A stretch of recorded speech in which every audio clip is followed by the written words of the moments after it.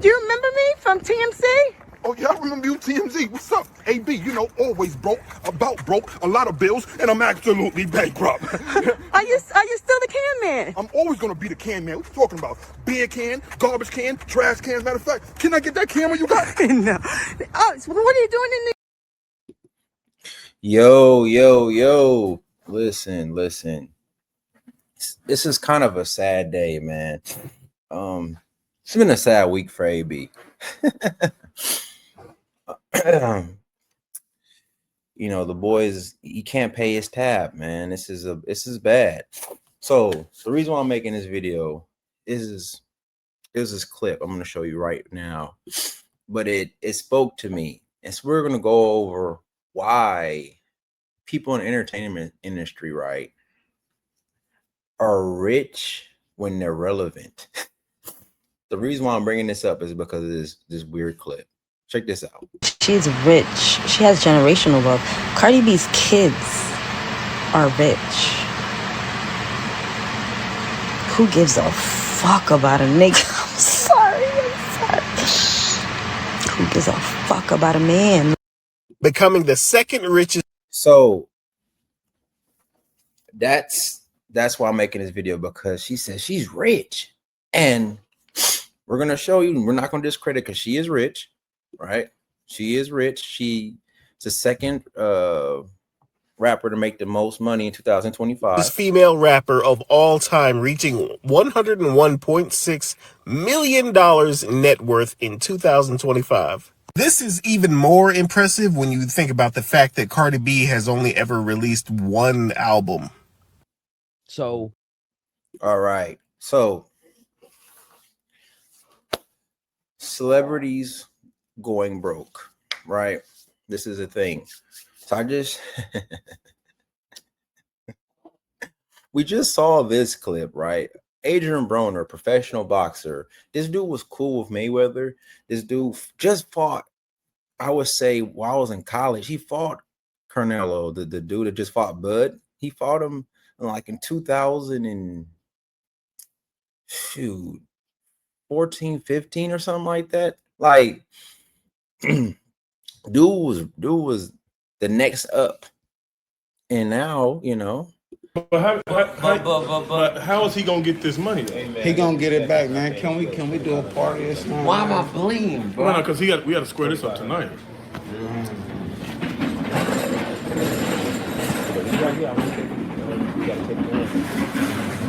Y'all taking me away? Bro, I know you. Baby, you don't want, bro. You're not from there, do that. You ain't worth going to jail, bro. I know you can't. I ain't did nothing. But you really want get your money. I don't know what. So he can't pay a $2,200 tab at a restaurant. This dude used to be a millionaire boxer, second up to Floyd's little brother, right? Not real little brother, but you know. But you know, Cardi B is rich. She's rich right now. She's 100 millionaire. She's making all this money. Now I'm going to show you right now how the celebrities do with their money, right? And it's not like, I'm not talking about all the fancy stuff right now. We're just going to tell you what celebrities do with their money. your value to the bottom line when you're dealing with networks or studios is like, how valuable are you?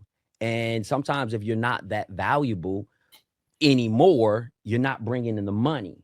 But what happens is there's a lot of money going out of the door, right? So you get this money, and if you hit a time in your career where the money is not, sustainable, it's not really coming in, but everything is going out the door. So you, as you mentioned, you got agents, you got managers, you got financial people that you have to pay. You have lawyers you have to pay, right? You have, let's say if you have a team, pardon me, for like publicity and all that stuff, and all the things that come with creating an entity or creating a commodity as an artist. I think that this is important money than most people. The bottom line. So what he was articulating is that Cardi B is responsible for 20 to 30 other adults. So that $100 million she has is going out the door just as much as she's making it. Do you think all the marketing is free? No. Do you think all the traveling is free? No. It comes from somewhere, right? So the company, her record label, right, is investing in her, and she's gonna have to eventually pay that shit back. Like, it is what it is. But he was speaking to, right, just what happens, what goes on being an artist. And now Charlie P. Hints, can't say her name right. Well, she's a classical black actress. She's gonna break down how the money really gets distributed when they do a film.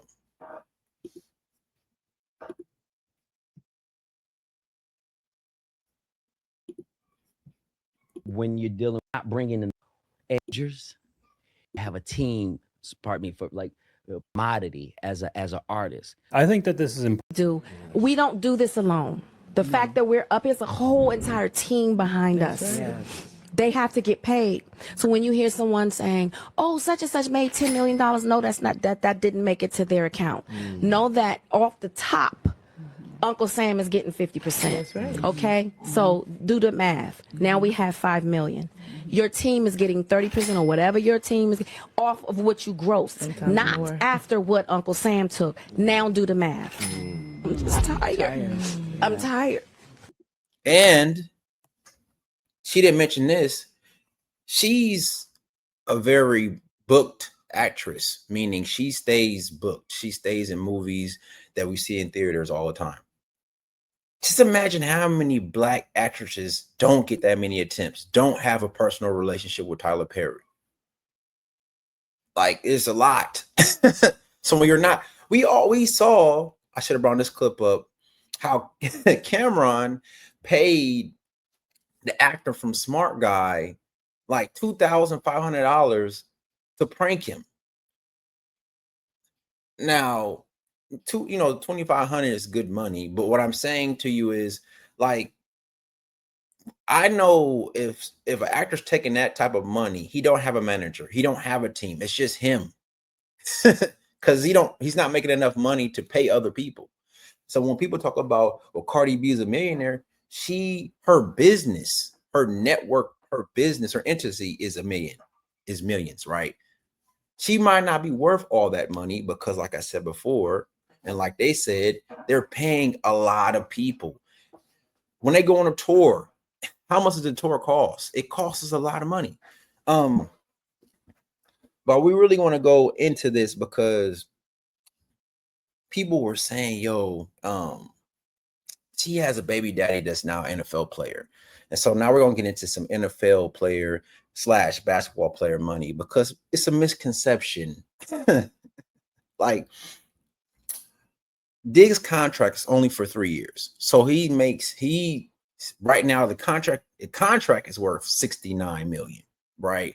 Up front, he's getting $16 million, right? But anything can happen and he can just only have $16 million. Okay. For Chapter 11 bankruptcy last week after facing over $3 million owed to various creditors. Is this a genius move or a terrible one? Some are calling this a shady but strategic move. Filing bankruptcy apparently will wipe out all of his existing bills, preventing these. Now, mind you, right, this is Antonio Brown, worth $88 million, filed bankruptcy. He says he only has $50,000 in assets. He's only been removed from the NFL for a few years, maybe like 2 years, 3 years, and he's already filing bankruptcy. Already, So when people are talking about NFL money, just understand NFL money it's just like rapper money. I mean, like, they're making a lot of money up front, while they're doing shows, while they're getting booked. But are they going to make the same money 10 years from now? I want y'all to think about this, right? While I find this clip. Who is still relevant from 2008 that people will go out and go to a big stadium to see? Think about that. Just think about who's still relevant, who's still popping out here. It's not too many people.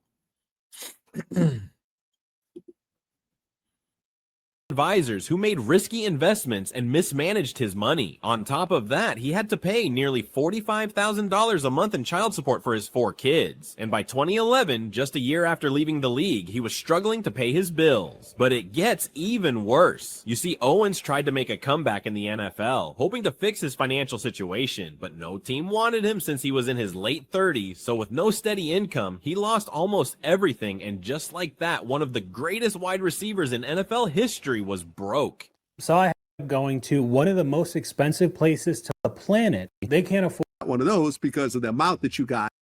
All right, so this last clip is going to explain a lot when it comes to the mindset of a professional athlete that's very successful in the game. And you're relatively good with your spending. I was hurt. So because I got hurt for 6 years, 7 years, the thought of I'm never going to play again, right? I'm never going to play again. And that process of I'm never going to make another dollar, you know, the horror stories of what's going on. But when an NBA player retires, or just anybody who makes a lot of money and then it stops like that, right? You know, lawyers and stuff, they're mentally preparing for when, you know, I might have 2 more years. NBA player, Melo didn't know when he was retiring. He just said, we don't want you no more, right? You know, we can't use your services. So now he has to adjust his life. Now you're talking about a guy who can walk into any mall, buy whatever the he wants, anytime he wants, because he makes so much money every year. It's going to take him 2 years to really understand that you can't do this anymore. No, I feel so that's 2 years of, hey, you can't do that. How many millions has he blown already?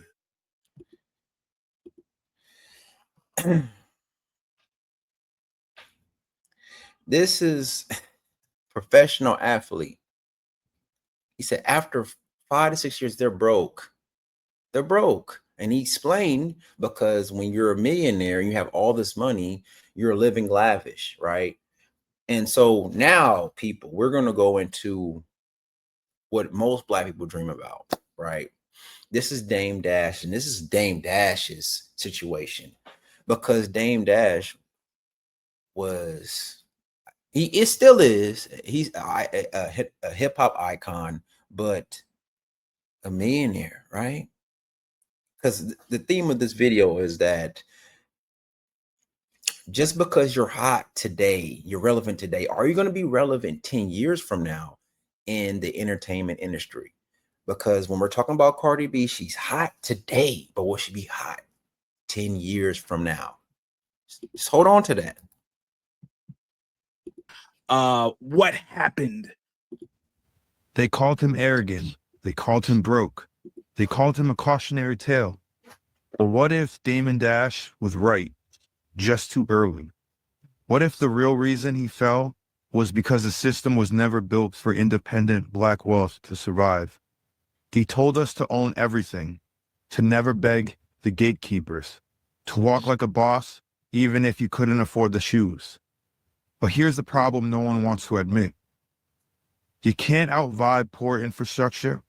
You can't out-talk bad accounting. You damn sure can't build an empire on ego alone. This isn't just a story about Damon Dash. It's a warning shot to every Black entrepreneur who thinks ownership is enough. This is Sankofa Paper Trails. We don't just chase clout, we chase clarity. And today, we follow the money. Before the lawsuits, before the fallout with Jay-Z, before the headlines called him broke, Damon Dash was a financial force in hip-hop. He was a co-founder of Rockefeller Records alongside Jay-Z and Kareem Burke. And under Dame's leadership, that label helped launch one of the greatest rap careers of all time, Jay-Z. But Dame wasn't just a music executive. He was a mogul in motion. He pushed into fashion with Rockaware, into the film industry with Paid in Full, into tech before streaming was cool. He thought big, he lived big, he spent even bigger. Don't take our word for it. Here's Cameron, one of Dame's closest industry peers, talking about the way Dame Dash moved his money. Tracy's last thing, and I'm just saying, it's just spending. Dame would be set for life if he knew how to manage his money. He made more than enough money not to work no more. But like with Dame, I would love to do the things Dame did. Fly private for 5 years straight, buy 2 mansions in London. I would love to have 2 lofts in Tribeca right around the corner for each other. 20,000 for this loft, 20,000 for that loft around the corner. So you got $40,000 a month for just lofts, airfare, flying everywhere. I would have loved to have the biggest mansion in Alpine, New Jersey. Dame is the only that I ever seen to this day. I'm talking about to this day, and I've been in a lot of places, and I could, like I said, maybe I haven't been in the right places. I've never seen a with a urinal in their house yet. But you can't get mad at for not spending how you spend and say you shouldn't have to be working no more. And that's the problem right there. That's the 2 London residencies, 2 lofts, and a big estate in New Jersey. Think about this, people, right? He had all that when he was in Rockefeller. That's back when Jay-Z was in Rockefeller. How long ago was that? Think about it. How long ago was that? And now we know he filed for bankruptcy, just like Adrien Broner. But he was, but y'all, guess what? She's rich. She has generational wealth. Cardi B's kids are rich. Who gives a f? See what I'm saying? The thinking is off. Like, it's off. Like, dude, this dude was one of the reasons why we even have Jay-Z. And he filed bankruptcy. Now, was he smart with his money? No. We're not gonna put that on Cardi B. But what I'm saying is he was the guy of his time, and now he's not anymore. And the last but most saddest video I have right now is it's on Lil MeecH, the son to Big MeecH. So he was a part of the show BMF. 50 Cent was, pretty much helping him out, got him on the show, got him coaching for acting and all that, and he was doing well.